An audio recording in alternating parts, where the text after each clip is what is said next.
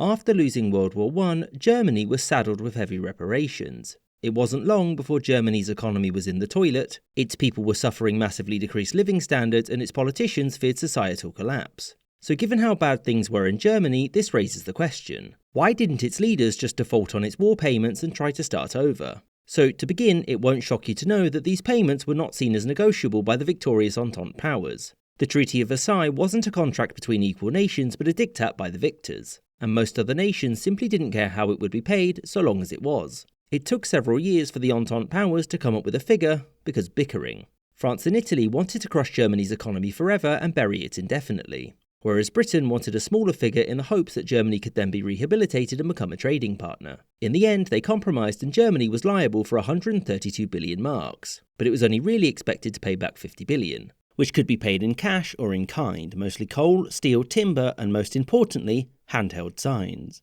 Now, this might seem like the question has been answered.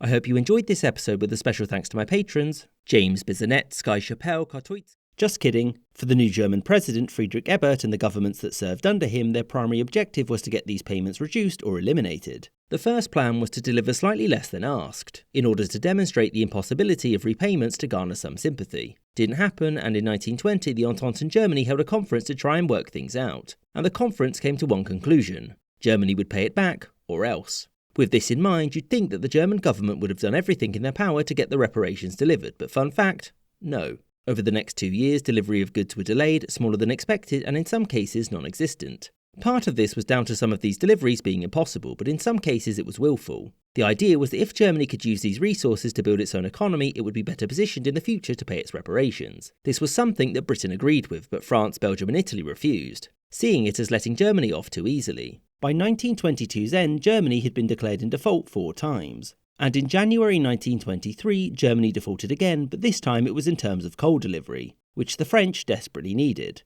As such, France and Belgium invaded and occupied the Ruhr, one of Germany's main coal-producing regions. Losing a part of its industrial heartland was not good for Germany, and when the German Chancellor called for non-violent resistance, its output ground to a halt.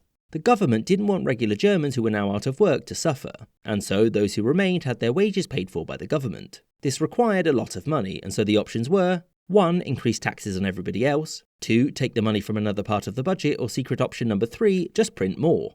This, in combination with a large increase in spending, led to what the Weimar Republic is best known for: the discovery of rhenium, or hyperinflation. As you'll know, hyperinflation obliterated the German economy. At the end of 1923, the government called for an end to passive resistance, issued a brand new currency, and the Entente looked into changing the terms of Germany's reparations to smooth things over. In the end, the Dawes Plan was adopted, and this opened up Germany to foreign credit and investment, which helped the country pay what it owed. This was reformed again in 1929 and 1932, at which point the Entente agreed to forgive 90% of the remaining reparations. And after the next set of elections, the next guy wasn't very interested in paying back anything at all. In the end, Germany paid back roughly 20 billion of the 50/132 billion that the Entente demanded, meaning that whilst Germany was unable to default, it was able to negotiate its way to paying only a fraction of what was demanded from it.